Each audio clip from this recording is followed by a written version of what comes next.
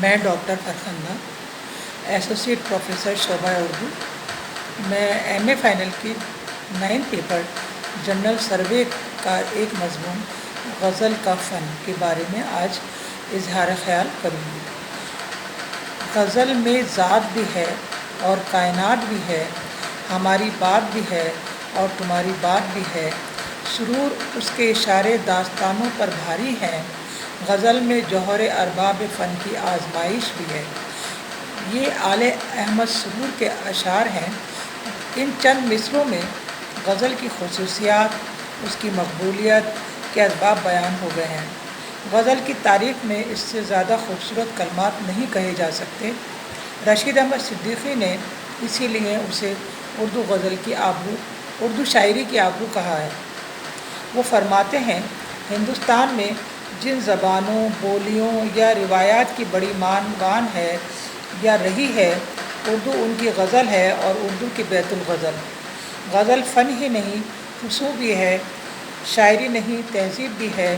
وہ تہذیب جو دوسری تہذیبوں کی نفی نہیں کرتی بلکہ ان کی تصدیق کرتی ہے.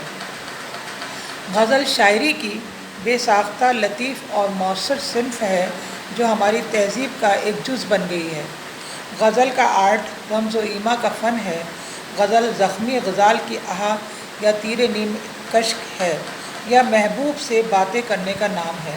یعنی یہ عشقیہ اور غنائی شاعری ہے، یہ عشق مزاجی بھی ہے اور عشق حقیقی بھی. شمس قیس رازی نے غزال اور کتے کی تمثیل سے اس کی اثر آفرینی کو واضح کیا ہے. جب ہرن کتے کی گرفت میں آ جاتا ہے تو اپنے کو بے دست و پا محسوس کرتا ہے اور جان پر بن آنے پر خوف سے بے ساختہ اس کی ایک چیخ نکلتی ہے جسے غزل القلب کہتے ہیں، جو بے حد دردناک اور مؤثر ہوتی ہے. اس صدائے دردناک سے کتے پر رقت طاری ہو جاتی ہے اور اس کا دل موم کی طرح پگھل جاتا ہے اور اپنے آپ کو بھول کر کسی دوسری طرف متوجہ ہو جاتا ہے. اس لیے غزل کی بے ربطی اسے فطرت سے ہم آہنگ کرتی ہے. غزل پر زیادہ تر اعتراضات ترقی پسند تحریک سے تعلق رکھنے والے شاعروں اور ادیبوں نے کیے ہیں. انہوں نے غزل کو گردن زد کرنے کو کہا. غزل کو جاگیردارانہ نظام کی پیداوار کہا گیا. ترقی پسند کے بعد جدیدیت کی تحریک نے اپنا اثر دکھایا. انہوں نے اس کی حیت میں تبدیلی کرنے کی کوشش کی، لیکن اس غزل کو کسی نے تسلیم نہیں کیا اور غزل کی حیت آج بھی اسی روپ میں ہے جو قدیم زمانے میں تھی. غزل کی نازک مزاجی آج بھی قائم و دائم ہے. ان اعتراضات سے یہ نتیجہ اخذ ہوا کہ اس دور کے شعراء ریاض اور محنت کے قائل نہ تھے اور صرف سیدھی سادھی نظمیں کہہ کر عوام میں ان کی پذیرائی اور مقبولیت کو معراج فن سمجھنے لگے تھے. غزل رمز و کنایہ کا فن ہے. غزل پھیلے ہوئے مفہوم کو جب 2 مصروں میں سمیٹ لیتی ہے تو وہ شعر کئی نظموں پر بھاری پڑتا ہے. یہی غزل کا سب سے بڑا وصف ہے. شمیم حنفی نے درست ہی کہا ہے، اصل میں جو چیز شعر کا منصب عطا کرتی ہے وہ شاعر کے احساس کی ہمراہی میں اس کی فنی سلیقہ مندی ہے. غزل میں اس سلیقہ مندی نے اسے موسیقی کی اس لہر سے کم و بیش ہمیشہ قریب رکھا ہے جو اس کا تاثر دل کی گہرائیوں تک پہنچا دیتی ہے. یہ ترنم جب لفظوں تک محدود رہا، نوح ناروی کی شاعری بن گیا، اور جب لفظوں کے ساز میں احساس نغمگی بھی شامل ہو گئی تو میر کا شعر بن گیا. غزل کی بازیافت کے بعد اس کی اہمیت ہی میں اضافہ ہوا. رد عمل کے طور پر نئے تجربے کیے گئے جس سے غزل کے دامن میں وسعت پیدا ہوئی اور غزل نے حسن و عشق، رومان اور گل و بلبل کے قید سے نکل کر سماج کا بڑی گہرائی سے جائزہ لیا. غزل کی جو ترقی یافتہ شکل ہمارے سامنے موجود ہے، جس میں ہر طرح کے مضامین لکھے گئے، اسے ترقی پسندوں کی مخالفت کا ہی نتیجہ سمجھنا چاہیے. اس غزل کی روح کے متعلق جن پہلوؤں پر روشنی پڑتی ہے وہ یہ ہیں، کہنے والے کے دل پر ایک رقت طاری ہونا جو جذباتی کیفیت اور مجبوری کا سا عالم پیدا کر دیتی ہے اور سننے والے کے دل کو بھی متاثر کرتی ہے. لیکن اس مجبوری اور مایوسی میں ہلکی سی امید کی کرن بھی ہے جو روح کو مسرت پہنچاتی ہے. بقول اصغر گونڈوی، غزل کیا ایک شرار مانوی گردش میں ہے اصغر، یہاں افسوس گنجائش نہیں فریاد و ماتم کی، غزل کائنات کی روح کو اپنے اندر سمیٹے ہوئے ہے۔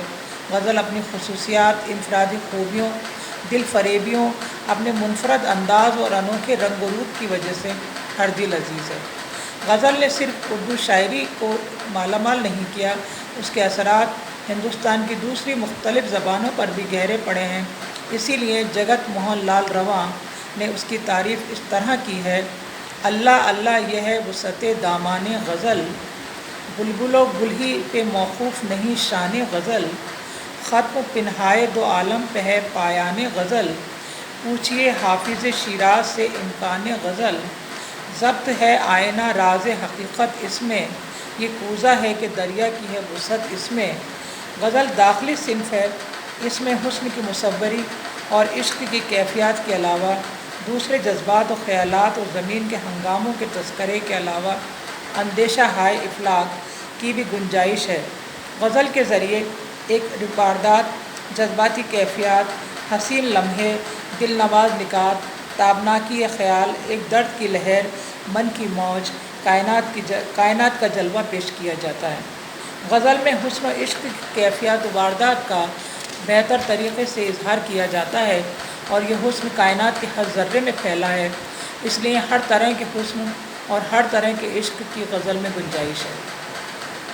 مگر اس کے لیے انداز بیان یا پیرائے بیان وہی ہوگا جو مجازی عشق اور اس دنیا کے جیتے جاگتے انسانوں کے تذکرے کے لیے مخصوص ہوگا۔ غزل کا تمام تر تعلق شاعر کی داخلی کیفیات سے ہوتا ہے، کیونکہ وہ جو کچھ کہتا ہے دل کی گہرائیوں سے کہتا ہے، اس کی دل کی دنیا ہی اس کے لاشعور میں بکھری ہوتی ہے۔